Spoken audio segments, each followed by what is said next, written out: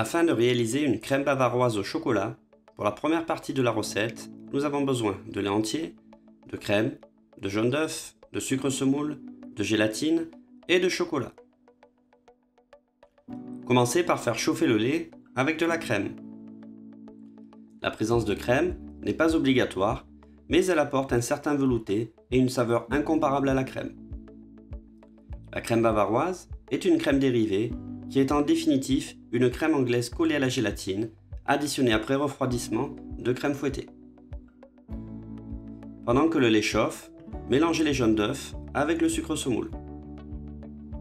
Veillez à mélanger les éléments immédiatement, sous peine de voir les jaunes d'œufs former de petits grains.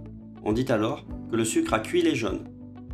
Plus précisément, le sucre, en contact avec les phospholipides contenus dans les jaunes d'œufs, provoque une réaction qui génère de la chaleur et suffit pour provoquer une petite coagulation.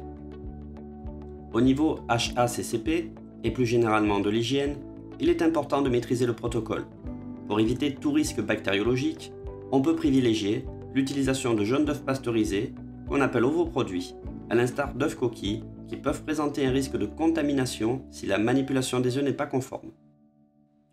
Une fois le lait bien chaud, transvasez une partie de celui-ci sur l'appareil en effectuant le mélange hors du feu pour éviter tout risque de brûlure ou d'épaississement prématuré.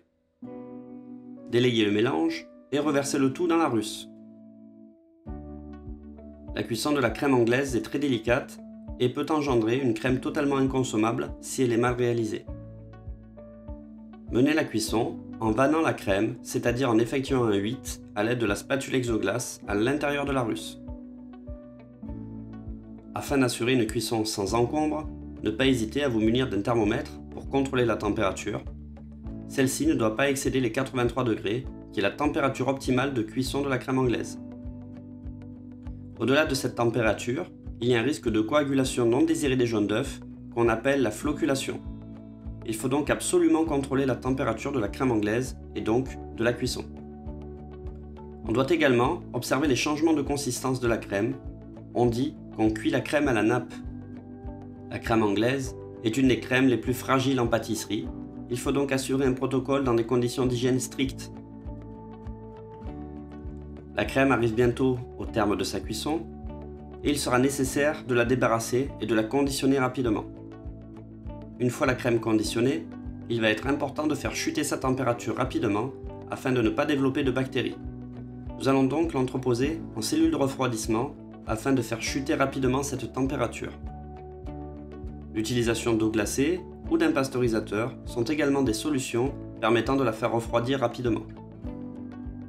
Le refroidissement est réellement une étape cruciale qu'il convient de maîtriser pour assurer une crème anglaise parfaitement conforme. La crème a donc bien atteint une température avoisinant les 83 degrés. La crème est donc cuite. Intégrez la gélatine.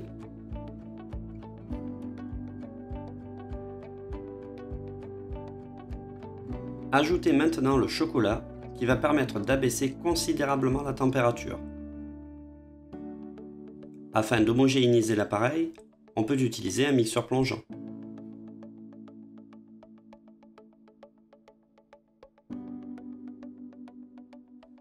Filmer au contact et refroidir la crème jusqu'à atteindre une température entre 25 et 30 degrés. La température peut être un peu plus basse, mais attention, l'appareil contient du chocolat et va épaissir la crème. De plus, pour certains montages, en moule en silicone par exemple, il est important d'avoir des crèmes assez fluides, contrairement à un montage en cercle où là, il faudra une consistance avec un peu plus de tenue. Pendant le refroidissement, montez la crème fouettée et réservez. À 25-30, on observe une consistance fluide et souple.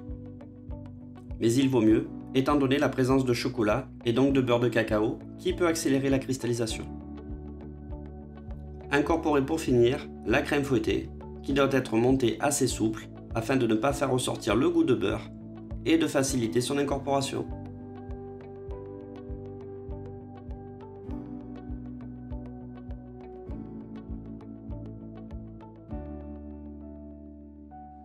Privilégiez une incorporation en 2 fois.